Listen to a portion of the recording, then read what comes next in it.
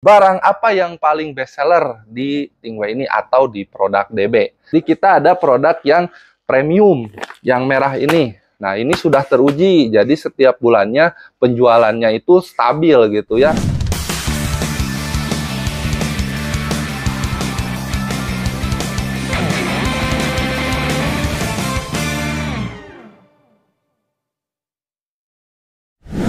Halo guys, masih seputar pertanyaan tentang usaha Tingway dengan saya Sani Akbar di channel DB Channel.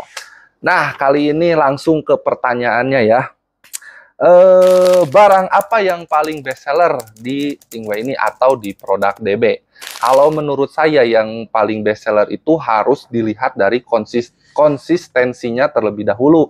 Kalau sekedar karena kalau di itu best seller itu ada yang berputar, ada yang konsisten setiap bulannya laku terus-menerus. Kalau yang variatif setiap bulannya banyak, dari mulai pelapor itu naik turun ya. Misalkan ada yang dari SE nih, itu ada yang di bulan depannya mungkin double mentol yang best seller. Tapi kalau yang konsisten setiap bulannya dan laku terus itu tentunya dari varian kretek atau rasa-rasa konvensional yang sudah beredar. Contohnya apa?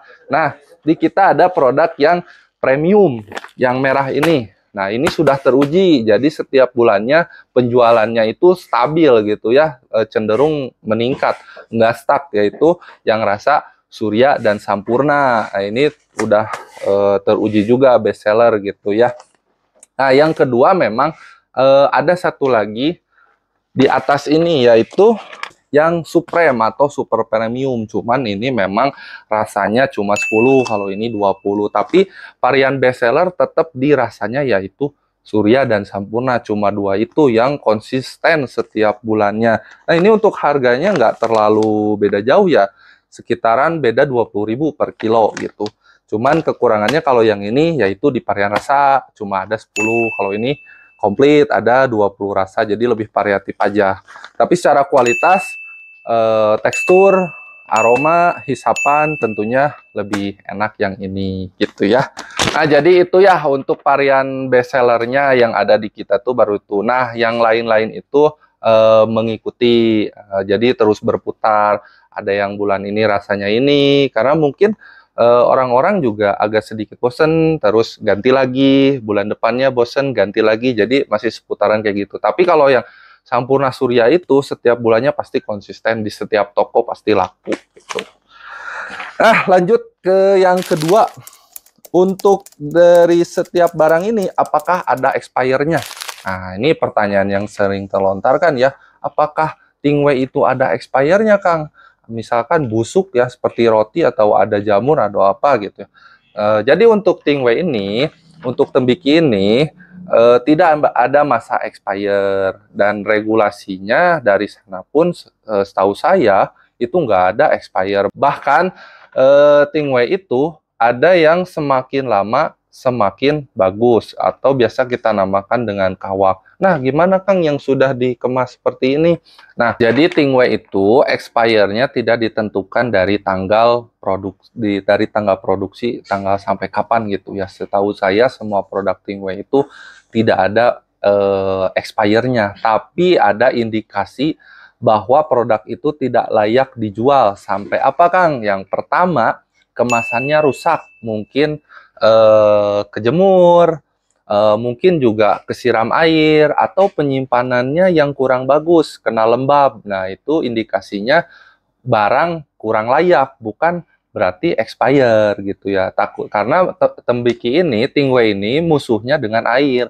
Kalau terkena air biasanya bisa rusak atau berjamur atau jadi apek dan lain-lain. Tapi secara expire atau regulasi itu nggak ada masa batas waktu sampai produk itu expire, itu nggak ada gitu. Gitu ya teman-teman. Nah, yang terakhir ini terkait dengan retur ya. Maksudnya gimana? Seandainya saya retur barang dengan cukai tahun 2024, terus saya pengen ambil barang dengan cukai yang tahun 2025, apakah bisa? Dan ada potongan harga gak di sininya gitu.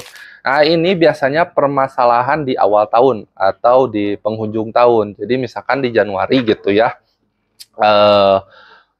Teman-teman kan tahunya misalkan Januari itu pita cukai baru gitu ya.